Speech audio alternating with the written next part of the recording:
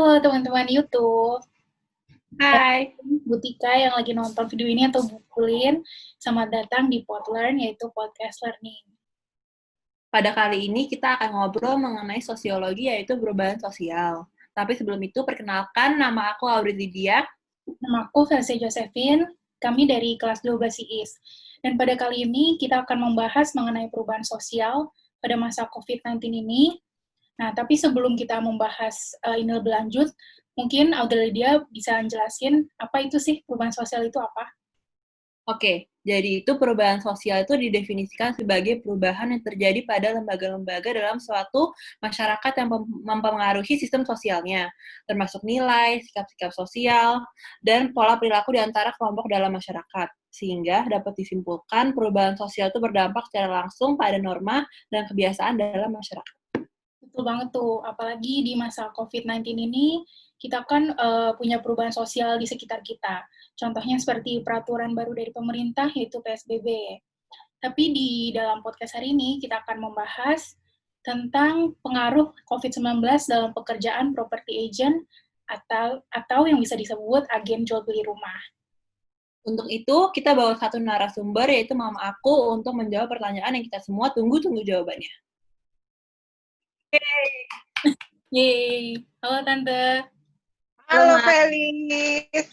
Iya, sebelumnya Halo makasih udah mau jadi narasumber.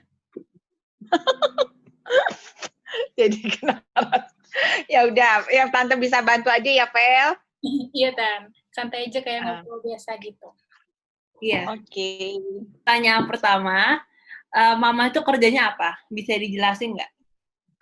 Kerjaannya marketing Rewai. Rewai itu property agent untuk properti untuk perumahan. Agent untuk properti. Namanya Rewai. Tante, sebelum pandemi ini, situasi lingkup kerja Tante itu kayak gimana sih sebagai agent properti? Kalau sebelum pandemi, Tante itu kalau ke kantor tuh satu kali seminggu, setiap hari Selasa.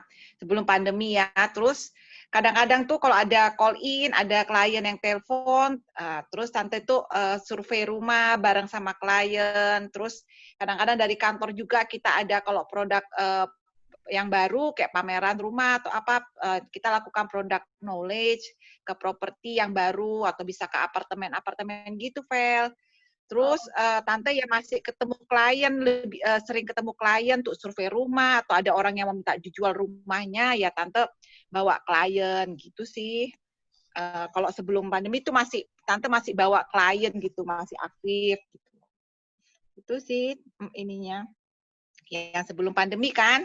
Iya, Tante. Sebelum pandemi. Ya, Nah, terus itu kan sebelum. Kalau setelah pandemi, itu perubahan yang dirasakan setelah adanya pandemi itu apa aja? kalau setelah pandemi ke kantor jadi nggak bisa kan, kita jadi karena ada COVID ini, jadi meeting ke kantor tuh nggak bisa, jadi via-nya tuh via Zoom, kayak sekarang kita ini gitu, jadi lebih banyak via Zoom.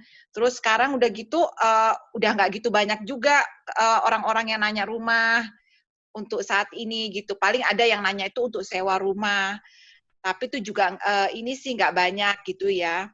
Nah, kalaupun misalnya ada gitu, Tante juga dibatasin jumlahnya gitu. Misalnya mau antar gitu, kita kalau misalnya itu cuman paling ya 3 orang gitu kan. Terus udah gitu Tante juga pakai masker, bawa masker juga, terus ya bawa inilah hand sanitizer gitu. Dan jaraknya juga lebih dari ini ya 1,5 meter gitu, pokoknya nggak deket-deket deh gitu.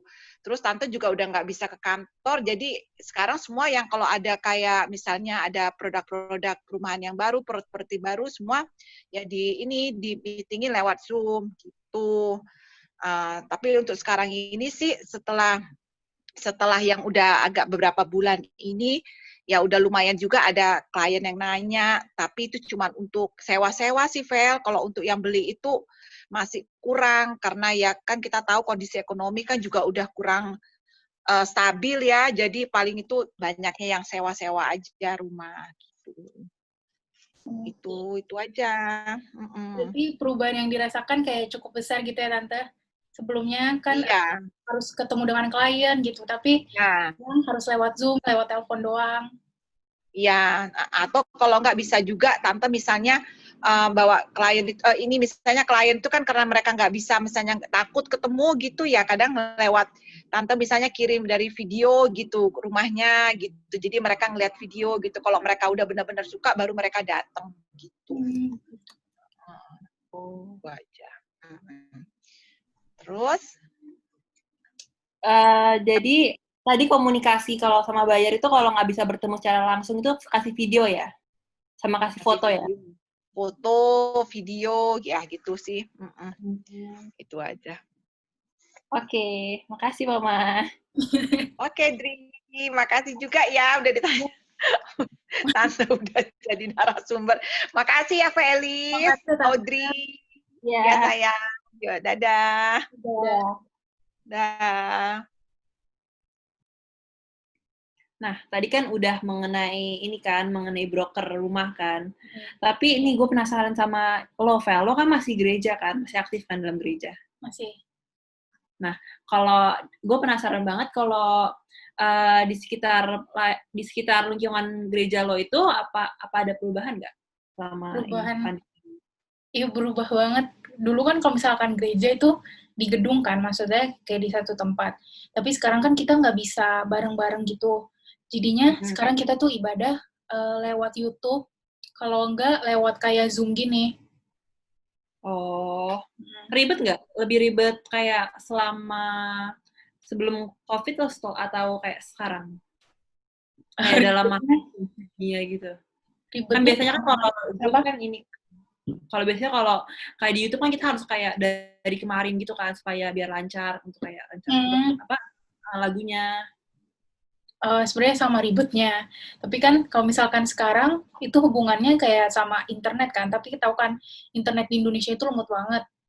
Jadi kan biasanya kita harus upload di YouTube gitu video ibadahnya. Dan itu kadang temen gue tuh nggak bisa upload gitu karena error. Oh. Iya ribet banget tuh nggak bohong gue, emang ribet banget. Tapi ya mau gimana? Iya bener juga ya. Gue jelasin aja kali ya. Ya, lo jelasin aja. Ya. Jadi kan kalau misalkan sebelum pandemi itu, kita kan biasanya ada kegiatan-kegiatan gitu kan. Kalau misalkan sebelum ibadah, harus latihan dulu. Nah, tapi kalau sekarang, dulu kan ibadahnya mungkin yang pelayanan itu ada banyak, sekitar kayak 10 orang gitu, sampai belasan. Tapi kalau sekarang, nggak banyak sih. Kalau misalkan emang kita harus ketemuan buat syuting ibadah gitu, orangnya paling sekitar cuman 5-6 doang. Dan itu juga kita syutingnya nggak lama-lama gitu loh. Maksudnya yang diperluin aja. Dan juga ikutin protokol kesehatan juga pastinya. Oh gitu. Iya. Kalau ini, biasanya kan kalau di gereja kan biasa kayak ada bagian kayak yang nyanyi-nyanyi gitu kan. Choir kan. Choir. Iya kan, bahasa Indonesia choir. Worship leader. Enggak, choir yang nyanyi-nyanyi gitu loh. Choir mana ada? Choir. Yang kayak nyanyi-nyanyi gitu loh, yang kayak Nggak ada. Di GBI nggak ada. Oh. Adanya kayak band gitu loh. Oh, saya kan di gereja gue ada, itu kayak gue mau nanya, itu kan sebelum, itu kalau sekarang latihannya gimana kalau kayak ada choir gitu? Oh, kalau gitu, sekarang nih, kalau misalkan di ibadah anak muda, kita tuh nggak latihan gitu loh. Kita kan ibadahnya lewat Zoom kan. Jadi kalau misalkan, biasanya kan kita latihan di satu tempat, 1 bulan sebelum kita ibadah. Tapi karena sekarang kita nggak bisa latihan bareng-bareng, apalagi kan biasanya latihannya setiap minggu. Jadi sekarang kita latihan di rumah masing-masing, tapi sendiri-sendiri. Jadi misalkan temen gue main gitar, dia main gitar di rumahnya, bener-bener pisah gitu loh. Oh, iya. Nah, itu susahnya tuh. Jadi, kita nyanyi apa gitu, terus si gitarnya ini masih di mana kalau misalkan nge-lag. Oh iya. Jadi ngulang-ngulang gitu. Ribet banget ya? Iya, ribet jadi banget. Ya, tapi mau gimana lagi, kan nggak susah juga. Jawaban lu atas semuanya. Mau gimana lagi? Emang gitu. Berat. Ya, terima nasib aja daripada kenapa-napa kan? Iya, benar. Nah, udah nih ngomongin gue mulu, gue mau tanya nih sama lo. Kayak apa-apa. Apa aja sih perubahan yang lu rasain sama pandemi ini? Kalau apa ya? Kalau dalam apa sih namanya? Kalau dalam kebiasaan nih, kan kalau sekolah kan biasanya kan ke sekolah kan kita biasanya jam 6 kan, jadi kayak harus tidur cepet, jam 9, jam 10. Tapi karena sekarang jam 8, jadi gue biasanya itu tidurnya lebih lama. Ya, nonton film dulu dikit. Itu gitu. perubahan perilaku ya? Iya, perubahan perilaku sebenarnya. Perubahan norma dalam hidup lu. Mm. Sebelumnya tidur jam 12, sekarang tidur jam 2. Iyo. Mantap. Selain itu ada lagi nggak? Ya, selain lu yang berubah mungkin di sekitar lu, mbak lu gitu atau siapa? Oh iya ya. Biasanya kan sebelum pandemi ini juga, biasa kan setiap hari kan mbak gue kan masak kan untuk bekal kan, sama untuk bekal bapak gue. Tapi sekarang itu lebih sering Gojek sih, soalnya mbak gue kan takut ke pasar. Soalnya pasar kan masih banyak banget orang kan, sama mobil-mobil kan. Kan mereka belum semua udah ini kan tes COVID kan, jadi pasti takut banget kan. Ya, jadi gitu. Jadi gue lebih sering Gojekin makanan. Atau enggak kayak beli perlengkapan masak itu secara online. Kayak GoMart kan bisa tuh kayak beli sayur, beli ayam gitu. Oke, berarti perubahannya gede banget ya di pandemi ini.